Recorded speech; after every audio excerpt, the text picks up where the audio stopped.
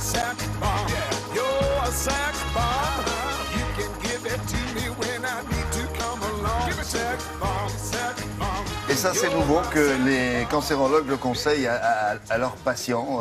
C'est une nouvelle étape qui a été franchie dans ce sens? Dans ce sens, et surtout en hématologie, il faut savoir que maintenant, William, on installe des vélos d'appartement dans les chambres confinées pour les personnes qui sont atteintes de leucémie ou de lymphome, ce qu'on appelait à l'époque les chambres stériles. Ouais. Et bien maintenant, dans les chambres stériles, dans de nombreux centres, on a un vélo d'appartement et 2 fois par semaine, eh bien, un entraîneur spécialisé qui a suivi une formation sport et cancer, parce que ça existe, à l'université, pour des programmes spécifiques, eh bien, ces patients reçoivent la visite 2 fois par semaine de leur coach qui vient leur prévoir un plan d'activité physique.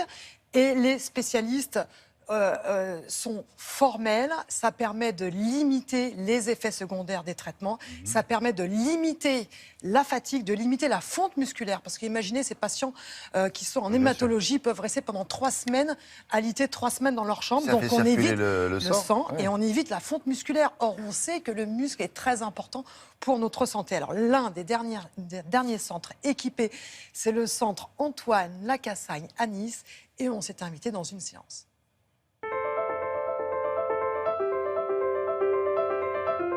Nous sommes ici au centre Antoine Lacassagne, dans le service d'hématologie, et nous prenons en charge les maladies du sang, comme des leucémies, comme des lymphomes agressifs.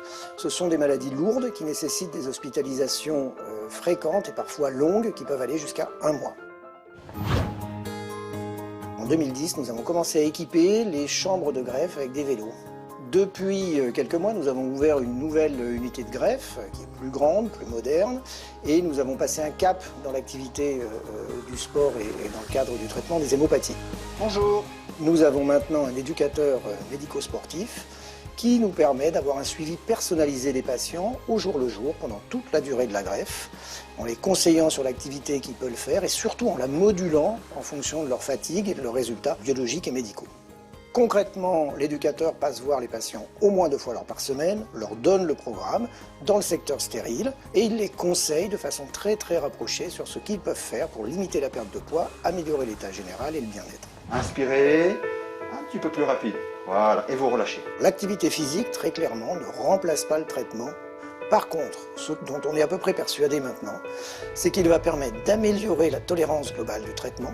Il va permettre de guérir plus vite et chez les patients qui vont rentrer à la maison, d'avoir une récupération de l'état général beaucoup plus rapide. Sur un plan psychologique, un cancer, une chimiothérapie, une greffe de moelle, 1 mois dans une unité protégée, c'est quelque chose de profondément anormal dans une existence. Et le fait de faire du sport, ça va inclure de la normalité dans cette épreuve, dans cet épisode qui est totalement atypique et incongru. On peut constater 2 choses. La première, presque pour l'anecdote, c'est qu'au début, il y a maintenant 6 ans, toutes les chambres n'étaient pas équipées de vélos et certains patients qui devaient revenir faire un 2e séjour exigeaient d'avoir la chambre avec le vélo pour avoir l'activité physique. En moyenne, on sait qu'une greffe, le patient va perdre 3, 4, 5 kilos. Cette perte de poids est divisée par 2 chez les patients ayant gardé une activité type vélo ou un suivi personnalisé.